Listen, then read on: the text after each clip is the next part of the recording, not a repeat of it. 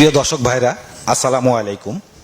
আজকে আমি যে বিষয়টি নিয়ে আপনাদের সামনে হাজির হয়েছি, কোনো ভনিতা ছাড়াই ডাইরেক্ট কথা বলছি। সেটি হচ্ছে, আপনারা যারা সারা বাংলাদেশে হাঁস পালন করছেন, আপনাদের হাঁসগুলো দেখতে গেলে অনেক হৃষ্টপুষ্ট হয়ে গেছে, কিন্তু হাঁসে ডিম পাড়া উপযুক্ত হয়েছে, কিন্তু ডিম পাচ্ছে না। সেটা কি জানেন কি জন্য? আর সেই ব্যাপারটি খোঁজার জন্যই আজকে আমি চলে এসেছি এখানে থেকে আমি একজন অভিজ্ঞ হাঁসের হ্যাচারির কাছ থেকে বা অভিজ্ঞ হাঁসের খামারির কাছ থেকে আমরা এই তথ্যগুলো খুঁজে বের করার চেষ্টা করব। এই ভিডিওটা যদি আপনারা সম্পূর্ণ দেখেন, তাহলে এই যে সমস্যা কিন্তু ছোটোখাটো নয়। আপনার সরকারি কর্মকর্তারা, প্রাণী সম্পদের যারা বলছেন যে 1400 থেকে 1500 গ্রামের ওজন যদি বেশি হয়ে যায়, তাহলে সেই হাঁসগুলি ডিম পারবে না। সেই কথাগুলিকে সূত্র ধরে আমরা সামনের দিকে এগিয়ে যাই। আমরা সামনের দিকে এগিয়ে দেখা যাচ্ছে যে আপনারা বিদেশ থেকে আসছেন, হাতে অনেক টাকা, অথবা এই সম্বন্ধে অনেক কিছু জানেন না, কি পরিমাণ খাবার দিতে হবে সেটা জানেন না, বেশি বেশি খাবার খাওয়াচ্ছেন, তাতে কিন্তু আমাদের হাঁসের সমস্যা হতে পারে। তো এই প্রশ্নের উত্তরগুলি খুঁজে বেরাবো আজকে এই ভিডিওতে। আর এই তথ্যগুলি উপস্থাপন করার জন্য সাথে থাকবো আমি মোহাম্মদ রানা হামিদ। এখনো পর্যন্ত যারা কৃষি প্রতিদিনকে সাবস্ক্রাইব করেনি, তারা নিচে থাকা সাবস্ক্রাইব বাটনে ক্লিক করুন এবং পাশে থাকা বেল বাটনটি। আসসালামু আলাইকুম। ওয়ালাইকুম আসসালাম রহমতুল্লাহ বরকাত। আমার নাম মৌলানা সাইফুল ইসলাম, শাহজালাল রহমতুল্লাহ আলাহি হাঁসের কামার অ্যান্ড হ্যাচারি। আমার ঠিকানা হচ্ছে মদন থানা, নেত্রকোনা জেলা। আপনার কি কি বয়সের হাঁস আছে আপনার কাছে, এবং কি কি বয়সের হাঁস বিক্রি করেন? আমাদের এখানে জিরো বয়সের বাচ্চা থেকে, অর্থাৎ একদিনের বয়সী বাচ্চা থেকে একেবারে ডিম পাড়া পর্যন্ত সকল ধরনের হাঁস আমাদের এখানে পাওয়া যায়। আমাদের তো শুধু হাঁস বিক্রয় করব, হাঁসের বাচ্চা বিক্রয় করব এই জন্য না। আমরা যদি কোথাও নাও যাই বা আমরা এরকম প্রতিবেদন নাও করি, তবুও আমাদের হাঁস এবং হাঁসের বাচ্চা বিক্রয় হবে। কিন্তু আমরা এই প্রতিবেদনগুলো করি এই জন্য, যাতে যারা হচ্ছে আপনার কাছ থেকে বিভিন্ন হাঁস নিয়ে গেছে, এত বছর যাবত যারা নিচ্ছে, তারা যাতে এই বিষয়গুলি জানতে পারে, এই জন্য ধন্যবাদ আপনাকে। তো আজকের যে বিষয়বস্তু, আজকের যে আজকের প্রশ্নটি হচ্ছে, হাঁসের শরীরে অতিরিক্ত চর্বি জমে যায় এবং একটা সময় দেখা গেল যে হাঁসের ডিমও পারে না, ডিমের বয়স হয়ে গেছে, ডিম পারে না। তো এই সম্পর্কে তথ্যগুলি যদি আমাদেরকে জানান, যে আমরা এর সমস্যা থেকে আমরা কিভাবে মুক্তি পেতে পারি, আমরা সঠিকভাবে হাঁসের খামারটি পরিচালনা করতে পারি। ভাই সুন্দর প্রশ্ন করেছেন যে হাঁসের মধ্যে চর্বি হয় কেন, আর চর্বি হইলে হাঁসের ডিম দেয় না কেন। এই হলো আজকের ভাইয়ের প্রশ্ন, এবং সেটার জন্য আমি আপনাদের সামনে আজকে উপস্থিত হয়েছি। আমার ভিডিওটা আপনারা ধৈর্য সহকারে শুনবেন। প্রথমত আমরা হাঁস যদি আমরা জিরো বয়সের বাচ্চা নেই, বা ডিমের হাঁস নেই, বা 1 মাসের 2 মাসের 3 মাসের 4 মাসের হাঁস ও হাঁসের বাচ্চা নেই, আমাদের যা করণীয়, এই করণীয়টা যদি আমরা সঠিক করে করি, নিয়মিতভাবে আমরা করি, তাহলে দেখা যাবে আপনার হাঁসটা চর্বি হচ্ছে না এবং সময় মতো সেগুলো ডিম দিচ্ছে। তো আজকে আমি ওই সম্পর্কে আলোচনা করব, ধৈর্য সহকারে শুনুন।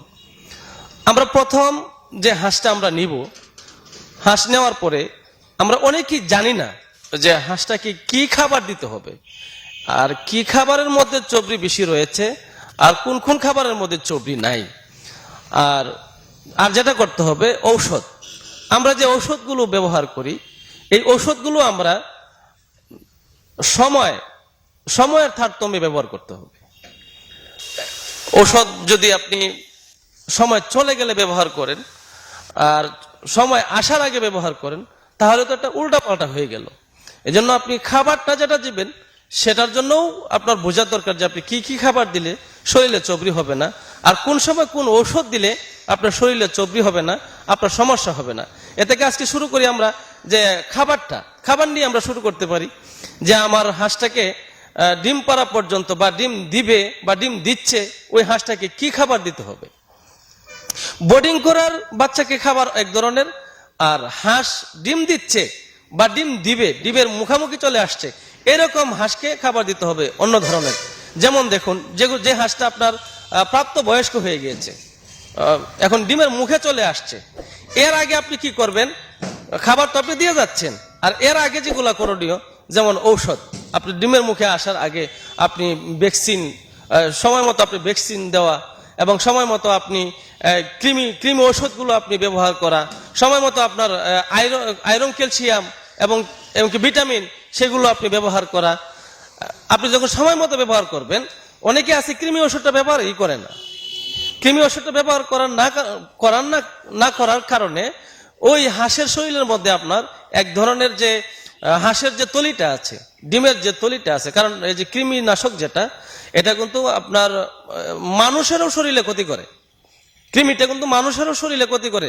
দেখবেন যে বাচ্চাদেরকে যদি কৃমি ওষুধ না খাওয়ান, তাহলে দেখা যাবে তার খাবারের মধ্যে অরুচি আসছে, এবং কি খাবার খাইলে সে অন্য অসুখে সে ভুগছে, এই বিভিন্ন পেটে ব্যথা করতেছে, যার কারণে বাচ্চার সমস্যা হয়। ঠিক তেমনি ভাবে একটা পশু যেটা আমরা পানি বা আমরা খামারি ভাই যারা আমরা হাঁস পালি, মুরগি পালি, আমাদের জন্য সে বিষয়টা সঠিক সময়ে সঠিকভাবে আমাদের সেই কৃমি ওষুধটা ব্যবহার করা উচিত। যেমন আমাদের প্রাণী সম্পদের বিশেষজ্ঞ যারা, ওনারা বলেছেন যে আপনি কৃমি ওষুধটা ব্যবহার করবেন হাঁসটার বয়স যখন 3 থেকে 3.5 মাস হয়ে গিয়েছে, তখনই আপনি হাঁসের কৃমি ওষুধটা ব্যবহার করেন। আমরা দেখেছি পরিদর্শন করে, আমরা বিভিন্ন জায়গায় জিজ্ঞাসা করি, ভাই আপনার হাঁসটাকে কৃমি ওষুধ ব্যবহার করেছেন? অথচ হাঁসটা প্রাপ্ত বয়স্ক এবং হাঁসের 1-2টা ডিম দিচ্ছে, এরপরে উনি বলে কৃমি ওষুধ আমি খাওয়াই নাই। তাহলে কিভাবে সেই হাঁসটা ডিম দিবে? এজন্য আপনার হাঁসটা ডিম আসার আগে, হাঁস তো ডিম আসবে 4 মাসে বা 5 মাসে, 4 মাস থেকে হাঁসের ডিম একটা করে শুরু করতে পারে, 5 মাসে আপনার ডিম আসতে পারে, হ্যাঁ, আর 6 মাসে তো আপনার প্রত্যেকটা হাঁসের মধ্যে ডিম থাকার কথা, কিন্তু ডিম আসতেছে না। এর কারণ হইলো যে উল্টাপাল্টা চিকিৎসা হওয়ার কারণে এবং খাদ্যের মধ্যে ভেজাল হওয়ার কারণে। এখন আপনি দেখুন যে কৃমি ওষুধটা আপনি ব্যবহার করবেন 3 থেকে 3.5 মাস হওয়ার সাথে সাথে আপনি কৃমি ওষুধটা ব্যবহার করবেন। আবার কিন্তু ভ্যাকসিনের আগে ব্যবহার করবেন না, ভ্যাকসিনের পরে আপনি সেগুলো ব্যবহার করবেন। ভ্যাকসিন আপনার 4টে শেষ হয়ে গেছে, যেমন ডাকপ্লে 2টা, কলেরা 2টা, এগুলো শেষ হবে 3 মাস বয়সে। 3 মাস বয়স যখন আপনি হবে, তখন 4টা আপনি ভ্যাকসিন শেষ করে দিবেন। শেষ করার পরে আপনি তাকে এই কৃমি ওষুধটা তাকে ব্যবহার করাবেন। কৃমি ওষুধটা খাওয়ানোর পরে যে ওষুধটা ব্যবহার করবেন, যেমন হাঁসের আপনার ভিটামিনের প্রয়োজন, বিশুদ্ধ খাবারের প্রয়োজন, বিশুদ্ধ পানির প্রয়োজন, এজন্য মিনারেলগুলো ব্যবহার করা, এবং কি হাঁসের জন্য আপনার যে ভিটামিন, যেটা ভিটামিনের অভাব যদি হয় তাহলে সেটা খাওয়াইতে পারেন। যেমন A, B, E যে একটা ভিটামিন, ওইটা আপনি খাওয়াইতে পারেন। যদি ক্যালসিয়াম খাওয়ান তাহলে ক্যালসিয়াম দিতে পারেন। ওই রকম ভিটামিনগুলো ব্যবহার করবেন। ওই হলো আপনার ভ্যাকসিন থেকে নিয়ে ঔষধের যে ব্যবহারটা। তো ঔষধের ব্যবহারটা যদি আপনার ঠিক মতো করা যেতে পারে, তাহলে দেখা যাবে যে আপনার হাঁসের শরীরে চর্বি আসছে না। আর যদি চর্বি না আসে, তাহলে অটোমেটিকলি সে তার ওই যে ডিম দেওয়ার যে ধারণ ক্ষমতাটা, ওইটা এমনিতেই বেড়ে যাবে। আর বেড়ে যাওয়ার সাথে সাথে যখন সে খাদ্যটা সে রীতিমতো পাচ্ছে এবং তার চাহিদা অনুযায়ী সে তার খাবার পাচ্ছে, তখন তো সে অটোমেটিক ডিম দিতে সে বাধ্য, এবং ডিম দিবে, এটা 100%।